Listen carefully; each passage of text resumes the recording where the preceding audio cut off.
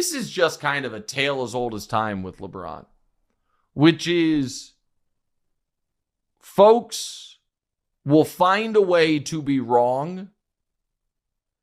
Folks so badly want to find ways to take shots or poke at this guy that they will find ways to be wrong on both sides of the equation. So two very, very prominent voices in basketball media, right after the LeBron injury, said, oh, I mean, he's probably done for the rest of the regular season. In Barkley and Simmons. Both of them. Simmons like, no, he's probably done for the rest of the regular season. Probably not going to be eligible for All-NBA. Barkley said that, he's not going to play again this year until the playoffs, all of it. And then a week later, they're throwing out there, and Barkley hasn't done this, but Bill did. Are we sure he actually got hurt? Or did LeBron in that Celtics game, which is now being framed as, oh, he knew they were going to lose, that game was over, even though it's a 4-point game with 5 minutes left, knew the schedule, knew Bryce, might be playing for a state championship, needs some time being a little PTO, and just, is faking essentially the injury. As opposed to Occam's razor, the most obvious, the simplest answer is usually the right one. The most obvious answer is usually the right one. I might have got Occam's razor there wrong a bit. There's a little irony in that. Or maybe the guy who's played more minutes of NBA basketball than any human being alive, one of only 2 guys to ever make it to year 22, the oldest player in the league, a 40-year-old, tweaked a soft tissue injury in a game where he had to play center against the defending champs, moving up and down the court. I think that probably makes more sense. Man, listen, I seen people on social media kind of tap in about this whole LeBron fake injury thing, but this conversation happened damn near every time this freak of nature goes down.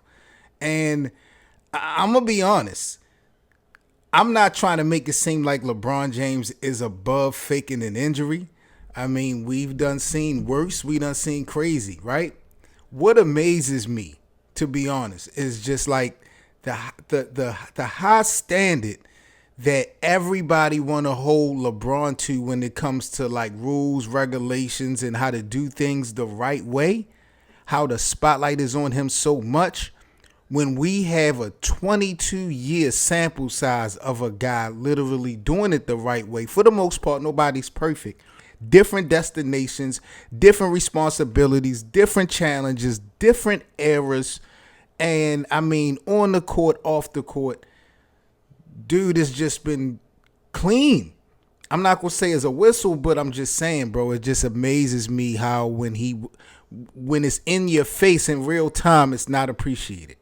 But when there's some type of question or when you want to push an agenda, you will vilify or kind of use that. And, the Bill Simmons, Nick Wright back and forth, they've been going back and forth when we talk about, LeBron James and the takes that they've been having. So I ain't surprised. And Bill Simmons ain't the first out here, like I said, to be putting that narrative out there that maybe LeBron is faking an injury. I mean, this whole load management thing, I automatically think of guys like Kawhi Leonard, and I'm not giving nobody a pass, and I'm not putting no stain on nobody's jacket. It's just that, bro, the way the NBA has played when it comes to business, it's definitely been players probably for decades that has decided to take off or act like they was injured because there's a bigger picture involved.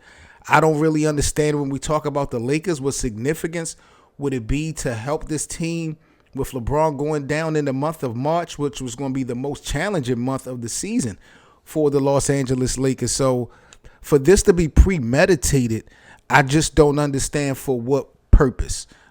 You do want to get Luka acclimated. I think you do want to. What has starting to happen is evolving, and the Lakers are looking good in these last couple games. But it's a huge risk for LeBron to go down or fake an injury in this specific month of March with the season, in my opinion, being on the line.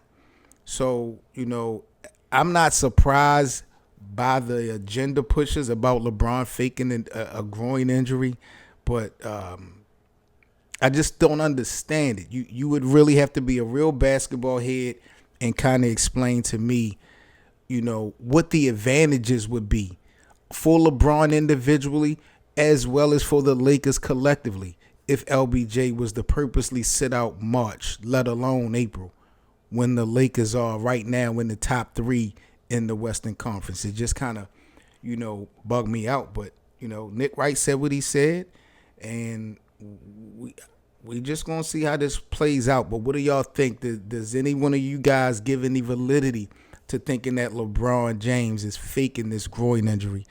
I don't see it.